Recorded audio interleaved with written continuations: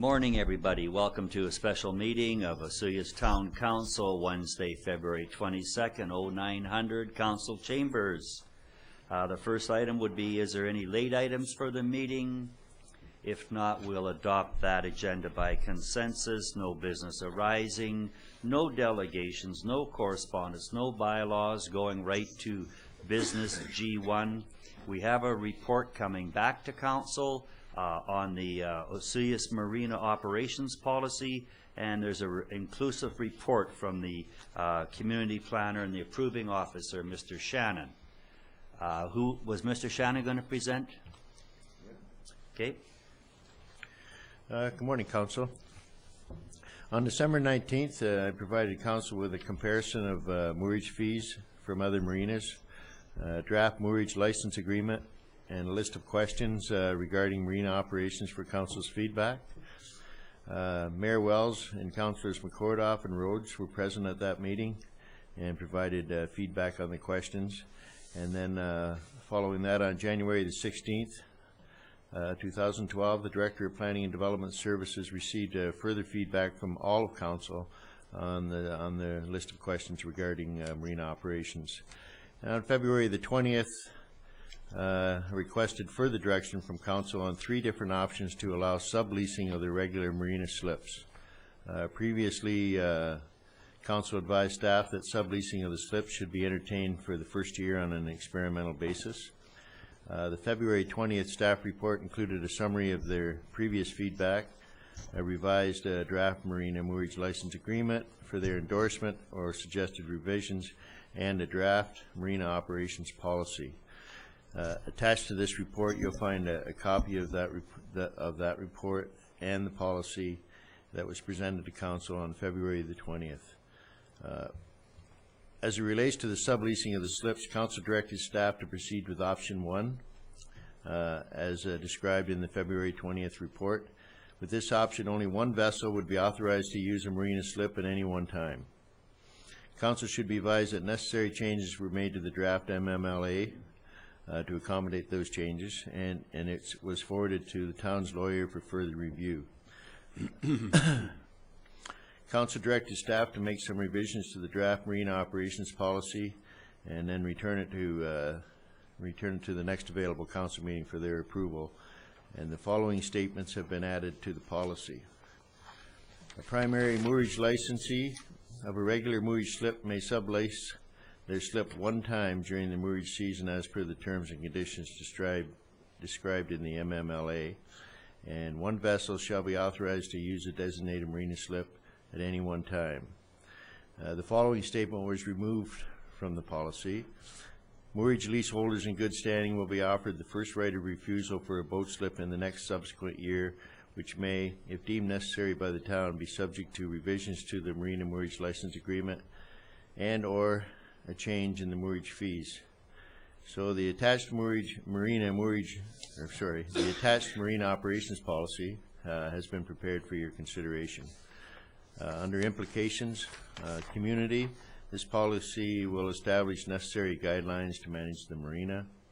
Under organizational, it will allow staff to proceed with advertising to lease out the town's portion of the marina slips so that marina can proceed on schedule. And under budget, the leasing of the town's portion of the marina slips will generate revenue.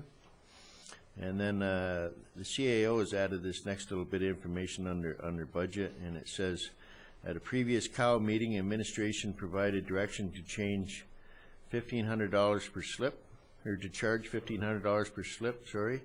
Finance has budgeted for the use of revenues in this fashion. 16 slips times $1,500 equals $24,000. Utilized $12,500 for capital fence project. Reserves at $11,000. If this lease rate is amended, finance will have to readjust the financial plan before presentation to council. And under sustainability, the marina is a much needed asset to the town through which proper management will reduce the proliferation of boats on the lake. So your options are to approve the attached marina operations policy to be included in the town's policy manual, number 1. Number 2, request revisions to the marine operations policy. Number 3, direct staff to abandon the marine operations policy. And staff recommends that council proceed with option 1 and approve the attached to marine operations policy to be included in the town's policy manual. Thank you, Mr. Shannon. I'd just like to say that this has been a very comprehensive report when you go through all the small pieces of it that were combined together to bring us where we are today. And I'd also like to say that it was, although presented by Mr. Shannon, he did the majority of work. It was a team effort from the planning department. So thanks a lot, and a job well done bringing this information forward so we can get it ready to go for this year. Council input, please. Councillor Rhodes. Thank you, Mr. Mayor.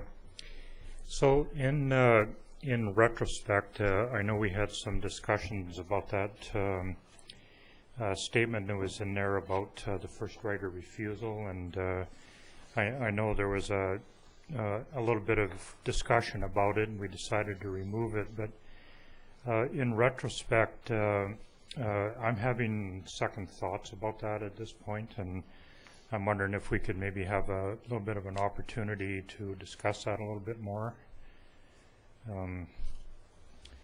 I think that I've been through the full development part of it, and I thought that, you know, in fairness to all voters, that it would be a good idea to review our lottery situation every year to see who would, you know, occupy each one of those slips. And now I'm kind of liking the statement as it was originally, and because it gives a person, a boat owner, a little bit of security in there every year. You know, not to sound greedy or selfish in any way, but I also feel that it might create a little bit of a market demand for those slips in there if we move towards a wait list type situation. And all of my previous words were just designed to open up a little bit of discussion about it, if we could have that opportunity before we do a resolution on it.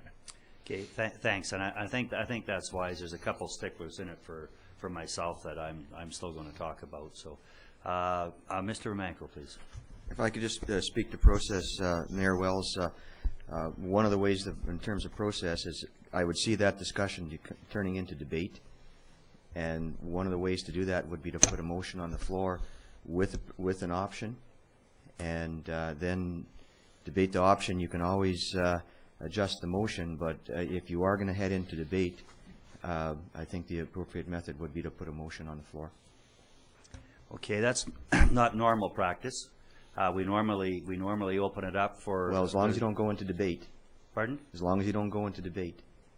Okay. That's fine. Okay, is there Councillor Ryan, please? Yes. Apropos of this, I know that there were some concerns raised about how the ease of administration of this, and the fact that it gives someone a long-term, as long as they're willing and they're up to date and they're in good standing, it gives them some kind of a commitment for a longer period of time. One possibility, since we're doing a policy, would be to instead of saying will be offered, say may be offered, and then it gives us the opportunity to decide from time to time if we want to have a new lottery each year, or whether we want to say, well, we have decided we may do it, so we choose to do it. Okay. So that's one possibility, is to just change that one word, and it gives us flexibility to have a lottery every year or not to. Mm-hmm. Mm-hmm. Thank you. That's maybe something that we could look at. Councillor Font, anything at this point? No, the only thing that I can say is I would agree with Councillor Rhodes on the previous one. I was just reading this. The following statements have been added to the policy, so we said we were going to remove that according to last time, because what I'm reading is that the statements have been added to the policy on here. If I can just read the previous section that has been omitted from the most recent one, and it was policy number 6. Moorage leaseholders in good standing will be offered the first right of refusal for a boat slip in the next subsequent year, which may, if deemed necessary by the town, be subject to revisions in the Marina moorage license agreement and/or change in the moorage fees. So that's what has been deleted in the most recent copy. Okay, well, it's a tough question. Do the people that rent the first year have the right to automatically have it for the next years? And that would be versus it goes to lottery every year. I myself, I really think that I'd have to support a position where there is loyalty to that first year person, which was the original wording, and that goes to golf cart parking lots, parking slots up at the golf course or other areas. I think that people that come forward, they want that security of knowing that it may have something to do with whether they even move sell their house or move or anything, knowing that they sort of have a secure spot there. But then there's the new people that come to town, and if there are no slots, then they're on a waiting list. What's the fairness of that? So there's certainly two sides to this. But my years around here, I'd have to go to supporting some form of loyalty to that first year renter or leaser of the slot. And I will entertain that motion and that resolution at this point. Councillor Rhodes. Thank you, Mr. Mayor. So I think at this point I would like to make that motion based on option 1, with the addition that that statement be reinserted into the policy. Would that be correct? Okay, and seconder on that, Councillor Plant. Okay, speaking to the motion, Councillor Rhodes. Thank you, Mr. Mayor. Well, I don't really have much more to say about it. I think in my ramblings at the beginning, I kind of stated my position in it. I just want to mention a little bit about the sustainability aspect of it and why I feel this would be a good decision.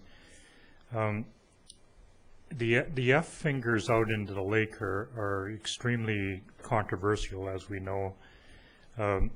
We won't even move into those projects until we've completed the one that we're at, because we have the phased motion that was presented some time ago to complete one before you move on to the other. But I'm just thinking that, if and when we do move in that direction, that we would be very compliant with our sustainability ideals that we have going around to accommodate those slips that are going to be out there eventually, if they are. I mean, nobody knows at this point how fast or when or if we'll ever move in that direction. But I'm just thinking, if we do, this is good solid infrastructure, good solid ground-based stuff for moving forward with future development on it. Thank you. Seconder, any comments, please? Yes, thank you, Mayor. The other thing about putting that in is if we have people coming back saying that they would like that slip, it tells us that we've kind of done something right there in that first year. And then we start to see the numbers, and it puts us into a position where we can look at start to search phase 2 out because we have the demand there. So I kind of like this because it shows that that they have that we might have done something right down there, right? So they've said, you know what, I like everything that's happening down there. It gives me a chance to have that slip back again. And then that list that we get now puts us into phase 2. So, okay. Thank you. Comments, Councillor Ryan, please. Yes, thank you, Mr. Mayor. I certainly see the value of that, and I think it does also give us some idea of the demand, which is important for us if we move further beyond the Marina Lagoon itself.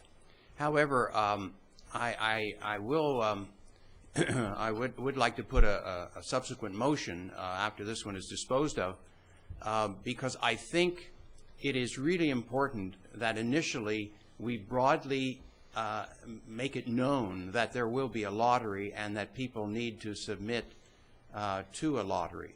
Because if we don't do that, if it's not broadcast adequately, then I'm afraid that we will get a lot of unhappy residents who say, well, I had no idea you were going to do this, and now I'm frozen out for X number of years, or, you know, I just have to sit on my hands and wait for somebody to give up a space. So I know it's hard for us to get the word out to our community, especially to people who are not here, you know, permanent residents, but I think it's really important that that have all the appearances of being a well-advertised and fair lottery. Okay, and so that would be heading into well-defined closing dates, last chance to put your name in for a lottery slip and that. So this is sort of an informal notice of motion? Well, yeah, I'd like to if you would entertain it, as a follow-up to this. I mean, there's nothing in here about how people will get to you know, the first users will get to to rent. So I would, if it's acceptable this time. Otherwise, it'll be a notice of motion for the next time. Okay.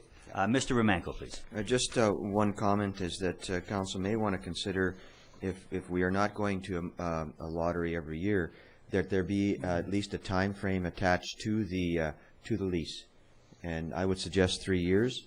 At that time, in normal leasing practices, you're looking at me like. The term of the lease is, even in the policy, is written up as throughout yeah, but if you're March going 31st or to October 30th. But if you're going to make it on a first right of refusal, is that first right of refusal in perpetuity? It would be first right of refusal to go into an extension of the existing lease. Yeah, but for how many years? Well, we could keep continuing every year. Yeah, we but could make the same statement. But that means that that slip will be made available only to that one person for an extent with no time frame attached to it.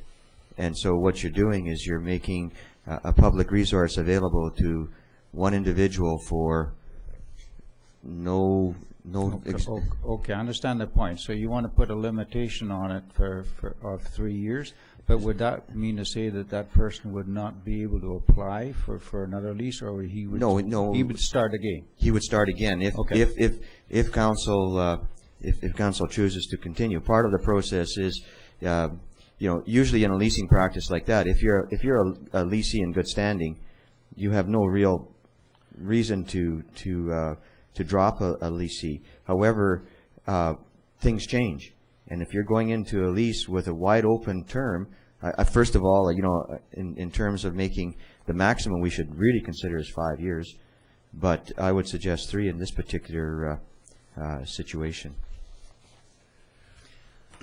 Brings a bit of a different light to it. I don't know. I certainly understand the position that you're representing. I don't know. Just give them first. I mean, we're still telling people that have a lease in good standing that they could be without a boat mortgage. It's sort of like an eviction notice. Well, not an eviction notice, just a length of term for the opportunity to get first right of refusal. You know, I guess looking on kind of the morbid side, is this going to be a resource that can be passed on through the generations through a will or something like that? Like, you know, there should be, otherwise, there should be an identifiable term. Otherwise, we're leaving ourselves really open to this particular right. A lease should have identifiable term. Yeah, I just want to add to that, and I'm not necessarily opposed to it, but the statement that we were going to reinsert back in the policy puts the caveat on the offering a leaseholder in good standing, whether they want to continue, place the caveat that if deemed necessary by the town, be subject to revisions in the Marina moorage license agreement and or change in the moorage fees. So if we're going to extend it to 3 years, I would say that we still need those conditions to apply. In other words, the person could be assured that they're going to have 3 years, but the charges could go up during that time. Yeah. And the terms and conditions could change That's based on correct. what happens within our operations there. You know, we're in our first year of operations. We don't know what difficulties we're going to run into. I sort of see them, if we were going down that road with the time frame, and I understand that time frame concept, would you not go 1 year renewals to a maximum of 3 years? And then, because I sort of see them coming up, I see a lottery process coming up every year because someone's going to move away, somebody could pass away, somebody could sell their boat. So there would be a number of slips probably coming up every year. It might be 3, it might be 1, it might be 8 that would come up on a renewal basis, and someone says, well, I don't want it anymore. So each year you would know that you had 8 slips sort of coming forward. I'm not concerned about the people.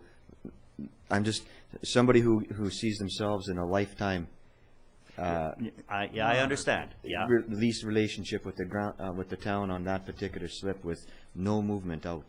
Right. Right. Councillor Rhodes, I believe, was next. Thank you again, Mr. Mayor. Just to, I certainly see where you're coming from, Mr. Romanko, but I have some difficulty with that because it is commonplace in marinas, particularly throughout the Okanagan, to allow long-term usage of marina slips well beyond it. Similarly, they use a first right of refusal thing on an annual basis. And I always think that if you have somebody in there for 2 or 3 years and things are going well, you would want the opportunity to allow that slip to be used by that person again. If they were a bad actor or something, that would give you the opportunity almost on an annual basis to offer that to somebody else. But chances are if they've been in there for 3 years, they're going to be a good operator, respectful of our marina down there and other people that use it. And those are the kind of people you would want in there. So at the end of the term, if there's no first right of refusal on it, you could change that situation for them by offering the lottery. And I'm not totally convinced that the lottery is the right way to do it. I like myself I like a wait list, rather than, so if you're at the top of the list, you get the next available slip. So I'm not totally convinced that the lottery is the right way to do it after we jumpstart this program.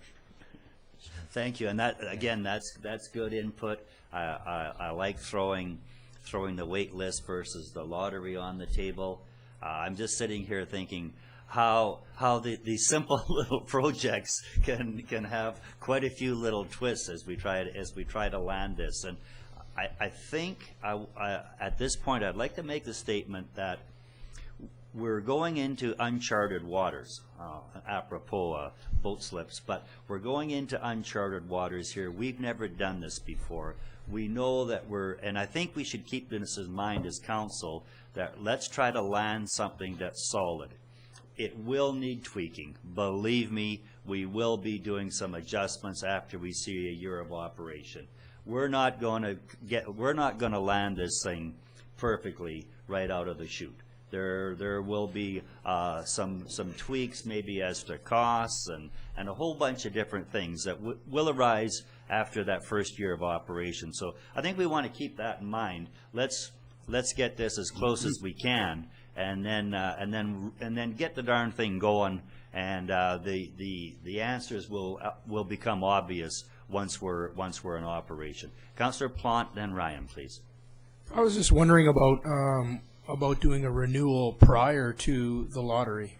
So I know that's another phase, but these are our people. Then we know when we go into lottery situation how many slips we actually have, because now we've had a prior commitment to those who still want to stay.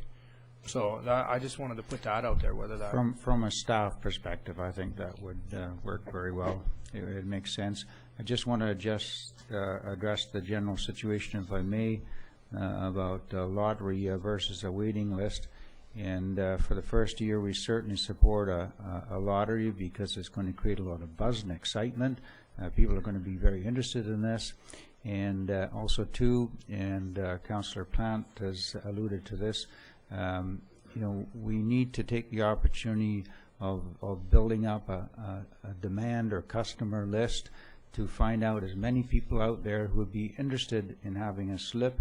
That would bear on when we ever do proceed with the outer Fs.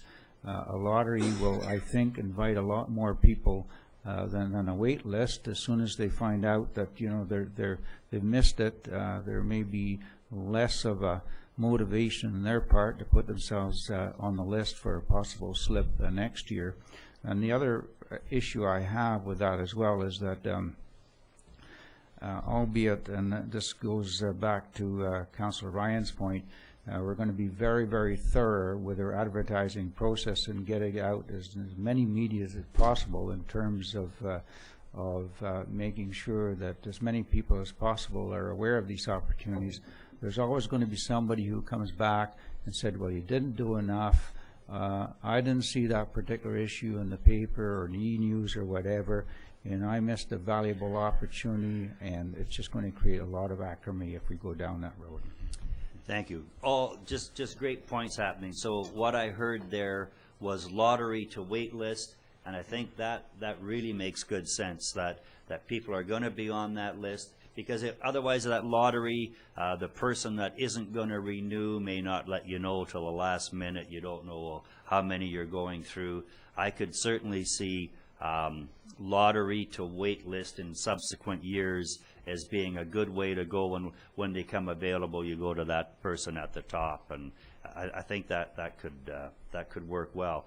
Mr. Shannon, please. I'd just like to say that when I researched all of the other marinas and when I first drafted up the Marina Moorage License Agreement, I took the language, most of it right out of other contracts that are being used for other marinas, and had some discussion with other operators. And when a marina is brand new, that's when you're going to have your initial lottery. And when we discussed this point through the first and second and third reports, where we ended up was that we would run a lottery for the 11 slips, for the 11 regular slips, and do our best to hopefully maybe get them all leased out at once on a seasonal basis. And if for some reason they didn't all go at once, then we would proceed with first come, first serve, and create the wait list to follow after that. The statement that we're discussing to put back into the policy, it's exactly the way that operations are run in other marinas. If a leaseholder of this year is in good standings with the municipality or the marina for private marinas, they get offered first right of refusal in the subsequent year. If they've been a problem all year and they're behind in their fees or whichever, then they have to enter into a new agreement anyway. So the operation has an opportunity to either let them back in or not. Okay. Right. Okay, Councillor Ryan. Yes, thank you, Mr. Mayor. I believe that the term, in good standing is important to put in, to have in there, and for the reasons that's just been mentioned.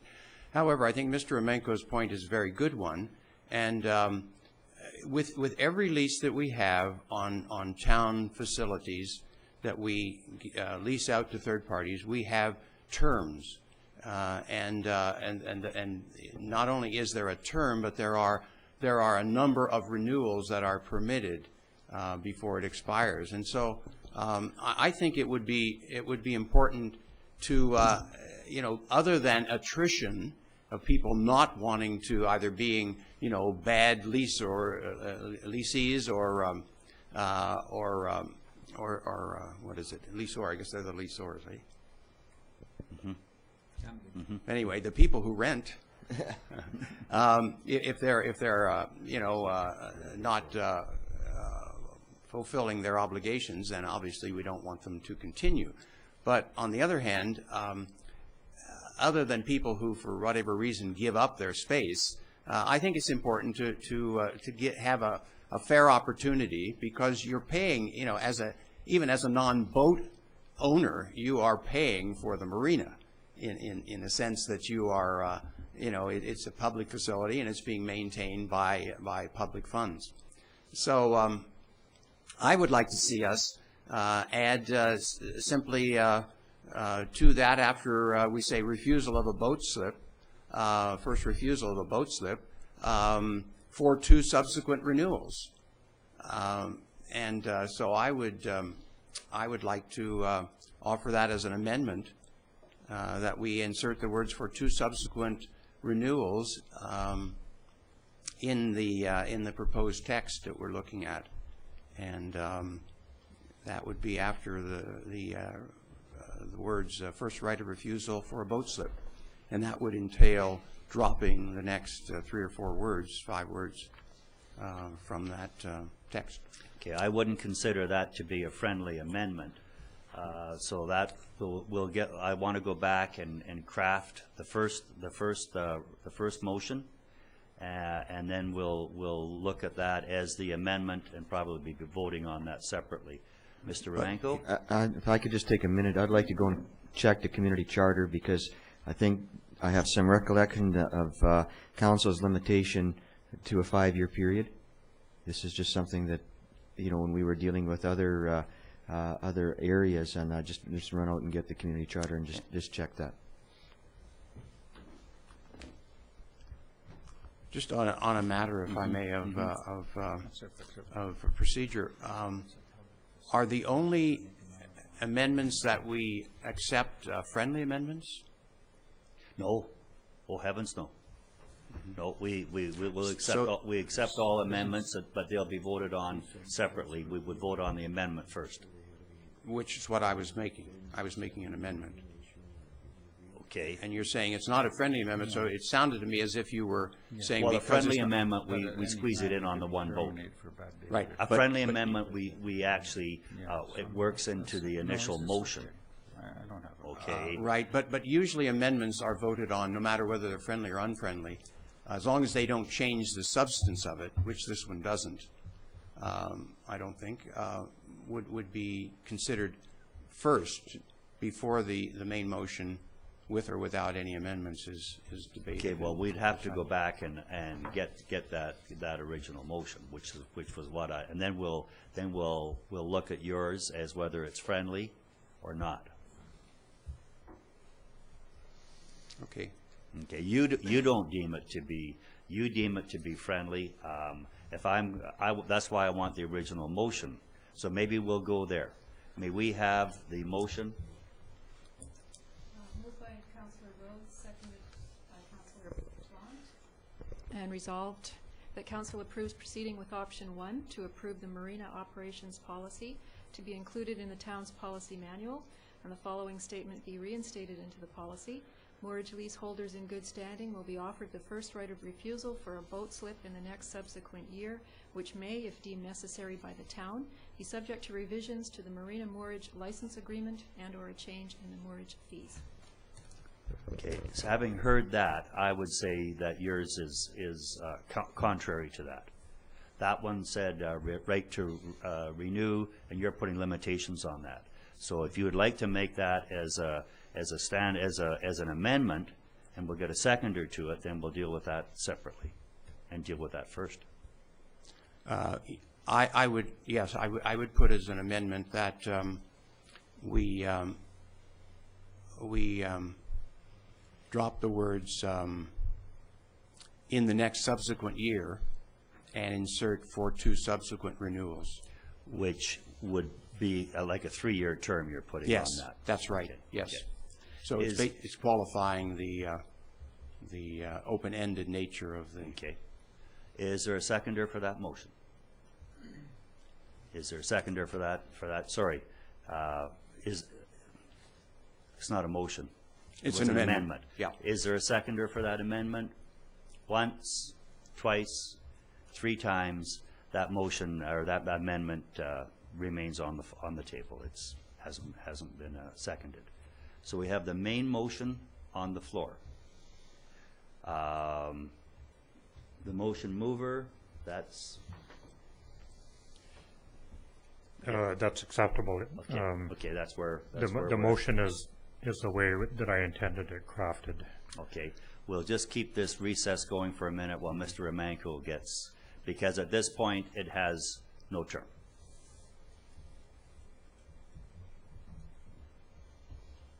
And Mr. Shannon, that, to the best of your knowledge, not holding your feet to the fire on this, but that was the operating procedures in the valley? Yeah, that's Appeared to be. like the front end language in the policy about the operational dates for the marina. They come right out of another from another marina. You know, the season starts at April 1st, closes October 31st. Moorage is prohibited within the marina during those months, and then you can enter into a new agreement the following year if you're in good standing. Okay. Yeah. I guess I have a couple more questions that I've made note of. One would be for the media and for the people on the website. There's no personal watercraft moorage in the marina, which I think is an important item of note. So no PWCs being moored in there. And the second item I have to make would be a question, these would all be prepaid, as I understand it. This would be a yearly prepay in the process. Okay, thank you, Mr. Romanko. There was a number, but it related to the allocation of franchises, and this isn't really a franchise. But one of the things that, as I was looking through the community charter, that kind of hit me is that we are, in fact, on a lease on this property for a limited period of time. So if we don't have a limit to this particular contractual agreement, I don't know what, that kind of puts us in gray water relative to what our obligations are on the leasing of the land. That's a very good point. So you'd have to make it subject to the terms and conditions of the head license that we have from the province, but that's a very good point. Okay. Okay, is there any further discussion on that? So we could make that with also as an addition with the required head lease reference. Councillor Rhodes? Thank you, Mr. Mayor. Maybe a better way to handle that circumstance would be to add another paragraph that covers all aspects of the policy rather than just this one item. You know, a blanket addition to the policy.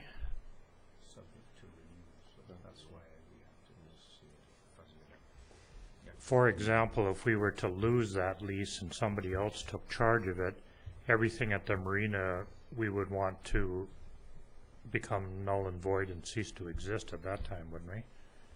I think it would be an important paragraph to place within the scope of the actual agreement with the person taking out the lease, because then it's front and center to the contractual agreement. Because what we want to do is we want to transfer certain aspects of the policy, i.e. the term, into the contractual agreement. Yeah. So it would be important to capture, within the contractual agreement for sure. With that reference to the head lease, and we don't want to go too far down this road, folks, because if you really, then we're looking at the sewage lagoons, we're looking at Desert Park, we're looking at the airport, all the properties that we consider town lands are really crown lands under lease. So the town by title owns the ones that you see around town, where we own properties and lots.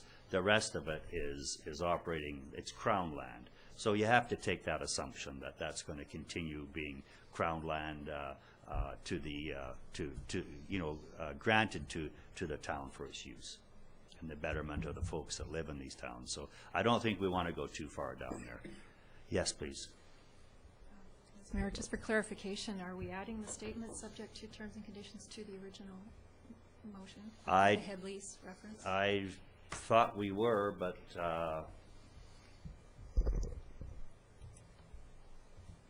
we're going. That would have to be approved by the mover. I don't know that it was.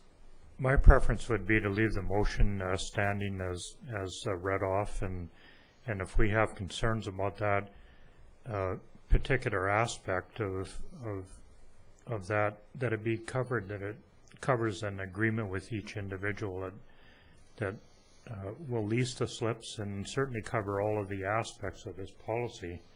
I don't know why the motion would have to be complicated any more than it is. I do agree with that, but it should be clarified to the person when they're making the application. But for the purposes here, we're obviously subject to any arrangements which are stipulated by the province, but we can remain silent on that in this particular provision. We don't have to specifically recognize those here, as we do with all our crown town lands. Correct. Yeah, thank you. Okay, so we'll just keep it clean the way it was with that statement back in. Any further discussion? All in favor? Opposed? Carried. Thank you.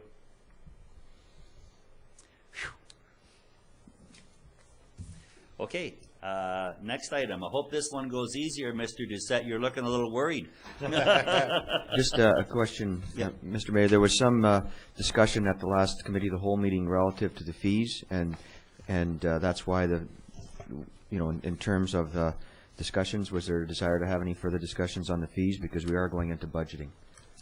I believe I was the only one that thought it was high, and still do. I think we're high, but I think that got covered in the preamble that I made about tweaking, and we may not have this right. I tried it on a few people on the street, and they thought it was high, but then it was by an individual who self-admitted that he was frugal. So for us to try to come up with that number, you don't want to be low and you don't want to be high, and that $1,500 a year, the market will tell us where we are very, very quickly. And if we're high, that we'll know that, and if people are accepting of it, and I've also heard quite a people that are accepting of that $1,500. So the market will tell us where to go, and we will adjust accordingly. So I think the fees to get this through, and maybe I'm $1,223. Who says that's right? So, okay, if I could just ask one question before we leave this, of Steve and Alan, are we comfortable that we have all the information we need now to go to the lottery, so that when people come to Yes, we are, but subject to the input that we're still receiving from our lawyers. But as I mentioned before as well, we want to come out with a very good advertising campaign, and certainly we could draw something up and we could pass that back to the councillors for their scrutiny. They may have some other suggestions how we reach out to the community or otherwise, so we would be prepared to do that. Okay. And so again, my personal position of being high, I'm going with the council position, and that $1,500 that was in the recommendation. And Councillor Ryan, yes, closing. Thank you, Mr. Mayor. Apropos of a comment, Mr. Cunningham, and also my proposed motion, would it be would you entertain a motion that staff present to council a marketing plan and advertising plan for the lottery, the initial lottery? Yes, I think that's... That way it's on the record that we are in fact asking for a detailed plan on how the lottery will be advertised and marketed. Yeah, we'd be pleased to do that, and also put some timelines in it as well, because those are becoming rather critical in terms of the opening of the marina. Yeah. Okay. Okay, so I would then so move that staff be asked to prepare a plan for the advertising, marketing, and the time frame for the initial lottery for our marina slips. Sure, and this would be the process of going from lottery to wait list, and some of the highlights in there, and it would also be a kickoff to our advertising campaign. So, Okay, is there a seconder for that? Councillor Rhodes, any discussion on that? All in favor? Oh, question? I'd just like Mr. to point Shannon. out that we're planning on advertising the commercial slips separately. Okay, Because we're gonna be asking for a business plan for those, for those commercial slips, and we've pointed out in the policy as well that only one slip would go to one user, right. right, or company. So those will be done separately. So Okay. I'm just wondering if you're gonna, this motion that you're passing is for the, basically for the 11 regular slips. Yes, yeah. On the time frame, you know, if you have an opportunity to, you'll probably have your commercial idea done by then, but it would be two components, certainly. Because this is basically information and establishing the process so that all of council and the public knows what that process is, so. Okay, we'll add the commercial stuff into the same report, because as you mentioned, this is a launch, so it would be a good idea to make sure that we cover off residential and commercial operators at the Sure. same launch. Sure. Okay, any further discussion? All in favor? Opposed? Carried. Thank you, Mr. Cunningham. Mr. Shannon?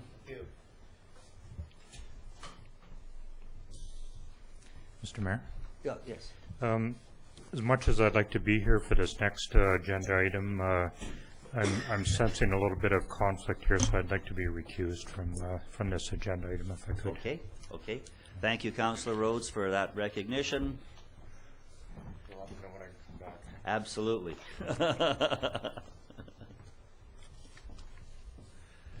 Okay, moving on to the business G2, the mini excavator. As we were going through our budget process, there was a provision in here for a five-year item for an item on the budget lasting over 5 years. That was a new excavator for our operational services department.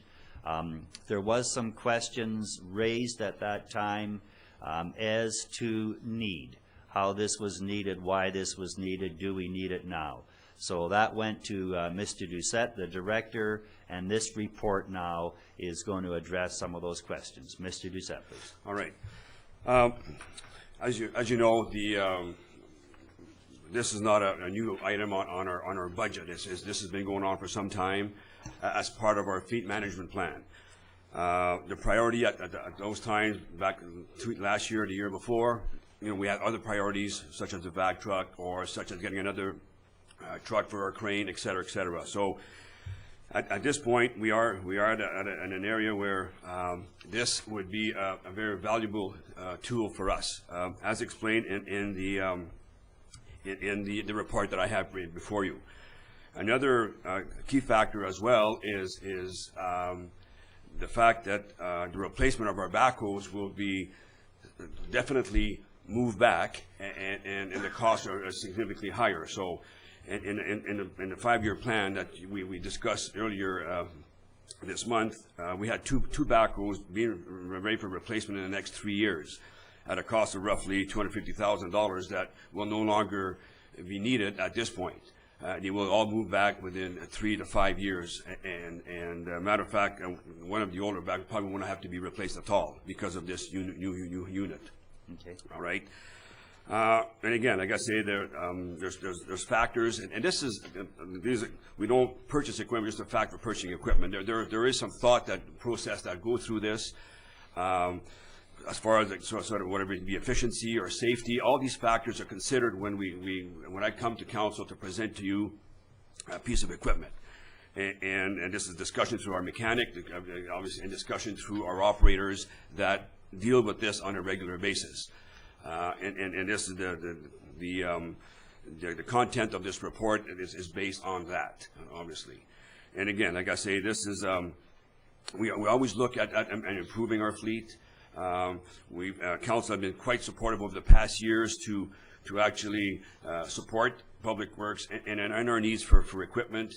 And we got rid of 30-year-old half tons eventually, and then we are in a very good state at this point. This is another step towards, again, improving our fleet and improve efficiency, and the key is also safety. As explained in here, safety is important on there. Excavation is probably one of the highest hazard that we have to deal with.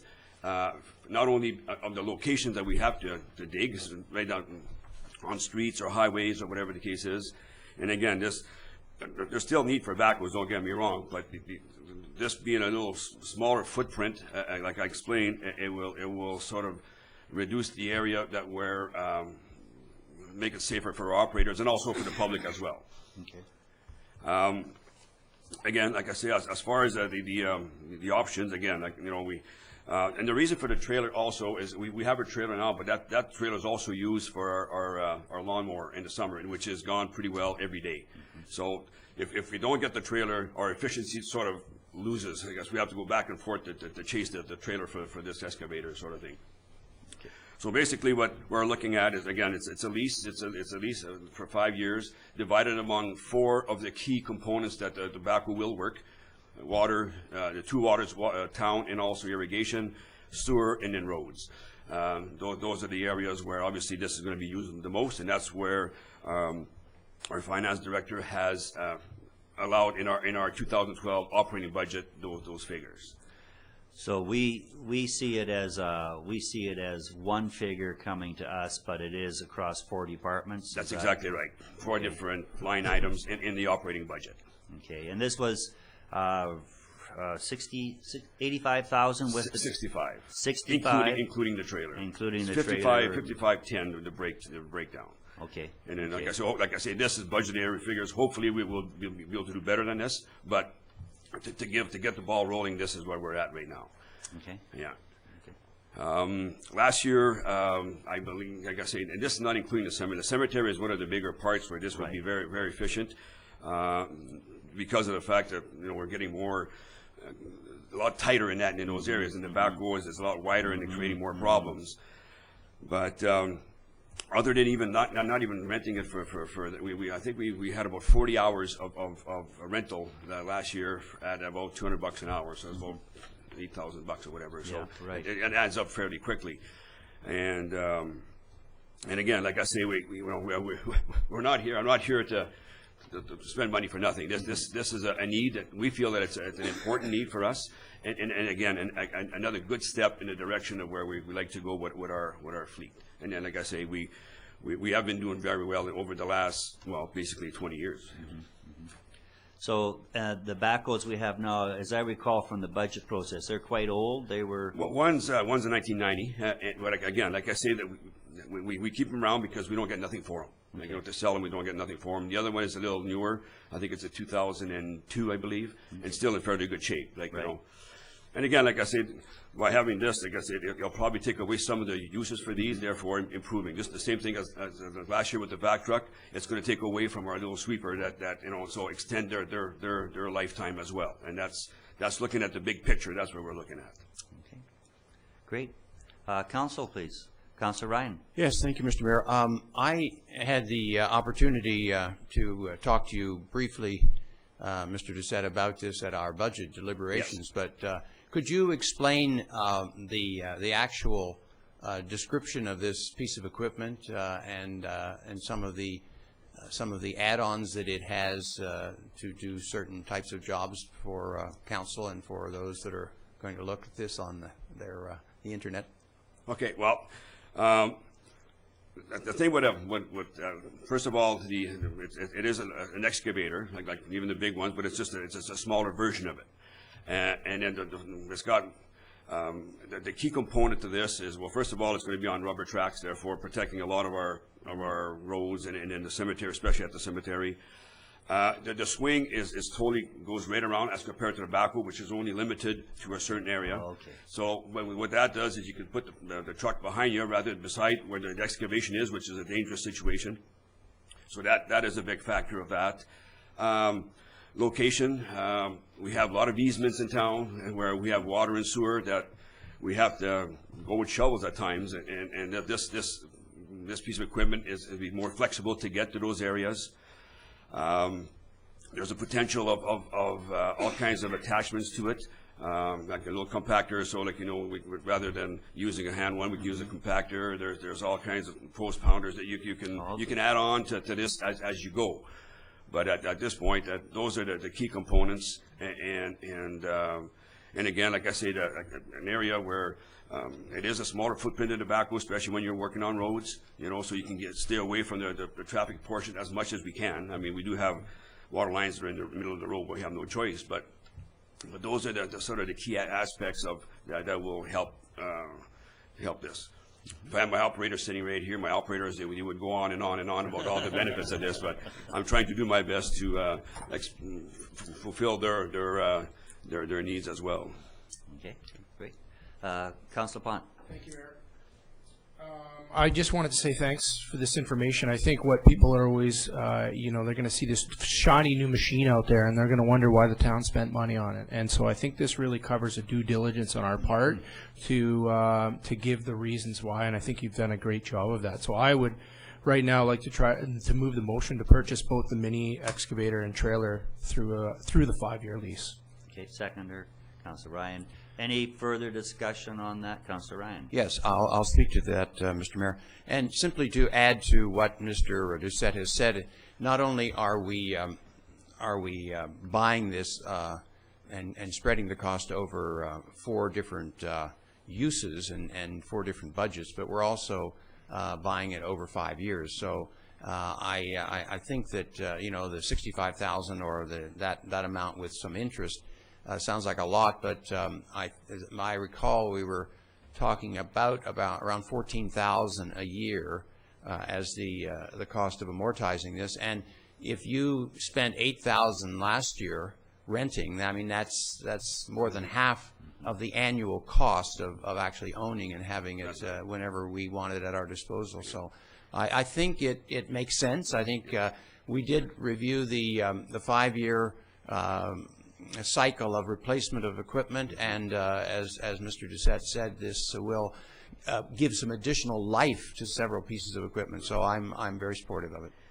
And just the rental is just because there's special situations. If this piece of equipment, I guess we could basically rent it for every grave that we dig at the cemetery, which is about 14 a year of the full and double depth grave. So.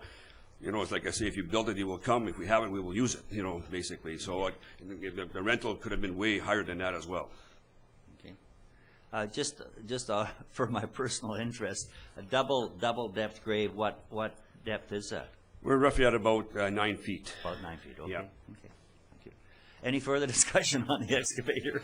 Sorry about that. Why did you ask about that? Well, because it's something I've never known. Death been on your mind? Any further discussion? All in favor? Opposed? Carried. Thank you, Mr. Doucette. Thank you, Council. And we'll take a break. Motion to adjourn. Plant Ryan, all in favor? We're adjourned. Heading to in camera, and we'll